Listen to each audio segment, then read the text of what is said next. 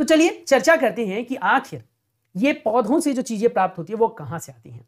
आपको हमेशा एक चीज याद रखनी बेटा, आपको हो सकता है कि पूछा जाए फसल के बारे में।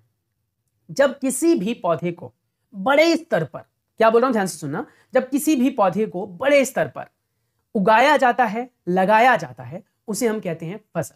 फसल हमेशा ही बड़े स्तर पर लगाया जाता है। जैसे कि आप यहां पर देख सकते हो, हमारे पास उदाहरण के तौर पर एक बहुत सारा बड़ा सा खेत है और उस खेत के अंदर बहुत सारे पौधे लगाए गए हैं। अब ये यहाँ पर गेहूं है या धान, वो हमें देखकर पता नहीं चल रहा, पर लिखा हुआ है कि ये भैया धान की खेती की जा रही है। तो धान का खेत है ये, और धान को बेटा बहुत ज्यादा जल की मात्रा की आवश्यकता होती है। धान को पानी चाहिए, इसीलिए इसे वर्षा ऋतु में लगाया जाता है। तो धान जो है ये लगाया गया बहुत बड़े क्षेत्र के अंदर, एक ही प्रकार का जो यहाँ पर फसल है, वो फसल क्या कहें, एक ही प्रकार का पौधा लगाया गया जिसे आप फसल कहते हैं। तो वही कह रहा है कि ऐसे और भी हैं जिनके बारे में हम चर्चा कर सकते हैं, जैसे कि बेटा गोभी उगाना, जैसे कि गेहूं उगाना, सरसों उगाना, तो बड़े क्षेत्र में लगाया जाता है। तो ये कह रहे हैं कि अगर हम सूचीबद्ध तरीके से देखें तो ये हमारे पास उदाहरण के तौर पर है, धान की जो है खेती की गई है। अब आपको क्या लगता है, धान की खेती करने मात्र से हमारी जरूरत पूरी हो जाती है? नहीं ना, उससे तो सिर्फ हमें चावल मिलेगा, फिर हमें दाल भी उगाना पड़ता है, गेहूं उगाना पड़ता है बेटा, मसाले उगाने पड़ते हैं, है ना। और ये सब चीजें उगाकर उनको पकने देते हैं हम खेतों में, और जब तैयार हो जाता है बेटा तो उनको काटा जाता है, उनको छांटा जाता है, साफ किया जाता है, और किसान उसे बग्गियों में लोड करके कहां तक लेके जाते हैं, कहां तक, बाजारों तक। बाजार में जाकर वो उसे बेच देते हैं बड़े बड़े खाद्य संग्रहालयों को, और फिर वो खाद्य संग्रहालय अलग अलग दुकानदारों तक पहुंचाते हैं, दुकानदारों से हम खरीद कर लाते हैं। तो थोड़ी देर पहले मैंने आप लोगों को बोला था कि हमारा जो खाद्य सामग्री है वो कहां से आता है। तो अभी हमने देखा कि खाद्य सामग्री को खेत में तैयार किया जाता है, पकने दिया जाता है, काटा जाता है, उसका परिवहन किया जाता है, और परिवहन करने के बाद उसे बाजार तक भेजा जाता है, और बाजार से जाकर पापा खरीद लाते हैं, मम्मी खरीद लाती है, या फिर आप लोगों ने भी खुद से खरीदा होगा, और मम्मी फिर उसे किचन में तैयार करते हैं और मस्त हम खाते हैं। तो अब यहाँ पर वही उदाहरण है, देखो यहाँ पर हमारे पास फल है बेटा, जो उगाया जाता है, इनकी खेती की जाती है और इनको बाजार तक भेजा जाता है, फिर हम उसे खरीदते हैं और खाते हैं।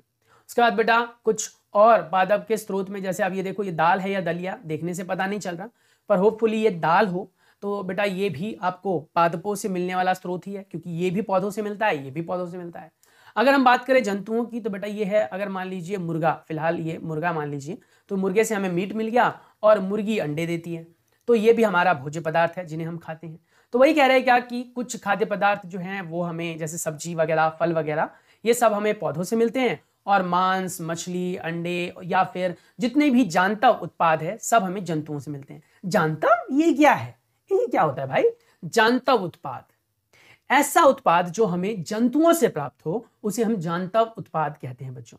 जानता उत्पाद का मतलब हो गया जंतुओं से प्राप्त उत्पाद, यानी ऐसे भोज्य पदार्थ जो हमें जंतुओं से प्राप्त हो। अब सभी चीजें हमें जंतुओं से प्राप्त नहीं होती, ये आपको भी पता है। अब मुझे आलू जंतुओं से नहीं प्राप्त होता है ना, उसे हमें खेती करनी पड़ती है। और आलू अपने आप में बेटा तना है, हालांकि वो जड़ के साथ रहता है नीचे अंदर, उसको कोर कर निकालते हैं बाहर, लेकिन वो अपने आप में तना है। ये याद रखें, आलू, प्याज, अदरक या फिर शकरकंदी, ये सब अपने आप में तना है। कई टीचर आपको ये जड़ बता देते हैं, ये ध्यान रखिए, जड़ें नहीं होती, ये तना होता है। आप गूगल कर सकते हैं और ज्यादा जानकारी हासिल कर सकते हैं। तो यहां पर मैं बता रहा था आपको जानतव उत्पाद के बारे में, तो आप समझ लीजिए जानतव उत्पाद मतलब जंतुओं से प्राप्त उत्पाद।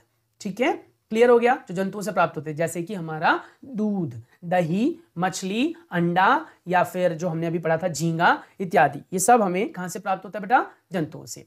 जैसे कि गायों से मिल जाता है हमें, बकरी से, भैंस से, ये सब दूध देने वाले सामान्य पशु हैं जिनको हम बेटा पालते हैं, उनकी देखभाल करते हैं। उनको भी तो भोजन की आवश्यकता होती है, तो उनको भी हम घास फूस, पत्तियां वगैरह देते हैं। तो ये सब हमारे दूध उत्पादन से प्राप्त होने वाले पदार्थ हैं, जैसे मक्खन, क्रीम, घी, पनीर, दही, ये सब के सब।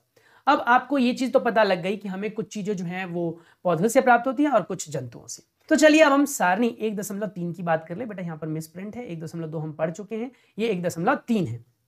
तो कहता है सारणी 1.3, खाद्य व्यंजन संघटक जिससे वे बने हैं तथा उनके स्रोत, यानी कि जो खाद्य पदार्थ के बारे में हमने पढ़ा पहले कि वो पौधों से प्राप्त होता है या जंतुओं से। फिर हमने ये जाना कि जो खाद्य पदार्थ मम्मी किचन में बनाती है वो सिर्फ एक ही तरह के पदार्थ नहीं होते हैं, कई पदार्थों को मिलाकर तैयार किया जाता है, और जब वो तैयार हो जाता है तब हमें खाने के लिए मिल जाता है।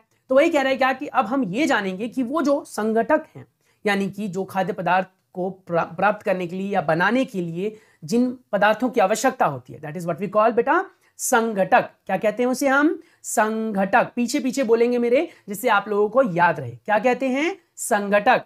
क्या होते हैं वो पदार्थ? तो संघटक वो पदार्थ होते हैं जो खाद्य पदार्थों को तैयार करने के लिए प्रयोग में लाए जाते हैं, जैसे नमक, पानी, घी, तेल, मसाले और बीज, फल इत्यादि, ये सब। तो आप संघटक को इस तरीके से याद रख सकते हैं। अब जैसे ये दे रखा है खाद्य मद, यानी खाद्य मद का मतलब हो गया कि आपके पास ये खाद्य है बेटा, उसके बाद कच्ची सामग्री कौन सी लगेगी और उसमें लगने वाली जो कच्ची सामग्री है उसके स्रोत वो कहाँ से प्राप्त होता है। जैसे मान लीजिए आपको इडली बनाना है, तो इडली बनाने के लिए दो चीज चाहिए, ठीक है। एक चाहिए आपको चावल, दूसरा चाहिए पानी, है ना, और तीसरा चाहिए हमारे पास दाल, और चौथा चाहिए नमक।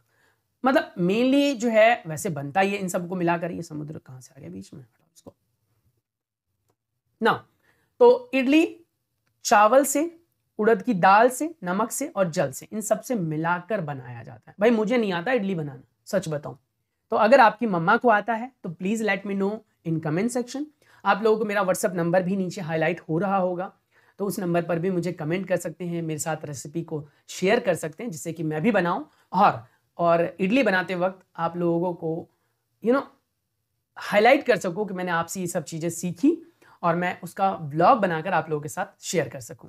तो यहाँ पर है मेरे पास इडली, जिसके लिए मुझे चावल की आवश्यकता है बेटा। कच्चा पदार्थ है जो हमें पौधों से प्राप्त होता है। ऑब्वियस सी बात है बेटा, चावल जो है वो हमें पौधों से ही प्राप्त होता है कि उसकी खेती होती है। उसके बाद हमें चाहिए होता है क्या बेटा? हमें चाहिए चावल के बाद उड़द की दाल, जो पौधे से प्राप्त होता है। ये भी पौधे से, ये भी पौधे से। नमक हमें समुद्र से प्राप्त होता है बेटा, हालांकि हम इसे बाजार से जाकर खरीद लेते हैं, पर इसका मुख्य स्रोत समुद्र का पानी है। समुद्र का जल भी लिख सकते हो, समुद्र भी लिख सकते हो। जल हमें नदी से या नल से, तालाबों से, इन सबसे मिलता है।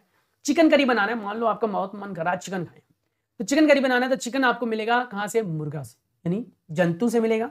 उसके बाद बेटा मसाला आपको पौधों से मिल जाता है। तेल, घी पौधे और जंतु दोनों से मिल जाते हैं। अब कहोगे ये क्या मतलब है? मतलब तेल और घी कैसे? तो देखो, तेल मिलता है आपको पौधे से, जैसे सरसों का तेल, जैसे सोयाबीन का तेल, जैसे सनफ्लावर तेल, ये सब बेटा आपको पौधे से मिलता है। वहीं पर अगर हम घी की बात करें तो वो जंतु से मिलता है। तो देखो यहाँ स्लैश लगा रखा है ना, यानी तेल मिलता है पौधे से, घी मिलता है जंतु से। जल नदी, तालाब और नहरों से, इन सब से मिल जाता है। खीर बनाना है आपको, तो उसके लिए आपको क्या चाहिए? दूध चाहिए, बिल्कुल चाहिए। तो दूध मिलता है हमें जंतु से। चावल चाहिए पौधा से, चीनी चाहिए पौधा से। तो ये सब चीजें जो हैं जरूरत की चीजें हैं, ये विभिन्न स्रोत हैं बेटा, और जो हमें पौधे से या जंतुओं से प्राप्त करके मिल रहा है। और सिर्फ आपने नोटिस किया इसमें पौधे और जंतु ही नहीं है, अन्य स्रोत से भी मिल रहा है। जैसे कि आप पानी देखो, तो पानी ना तो बेटा हमें पौधे से मिलने वाला है, ना ही जंतु से मिलने वाला है। तो पानी के लिए हमें नदियों पर, तालाबों पर, कुओं पर आश्रित होना पड़ेगा। क्यों? कैसा लग रहा है पढ़ के? अच्छा है ना चैप्टर? बहुत ईजी भी है। तो अगर आप अभी तक मेरे साथ बने हुए हैं तो आप आसानी से चैप्टर को समझ पा रहे हैं, यानी कि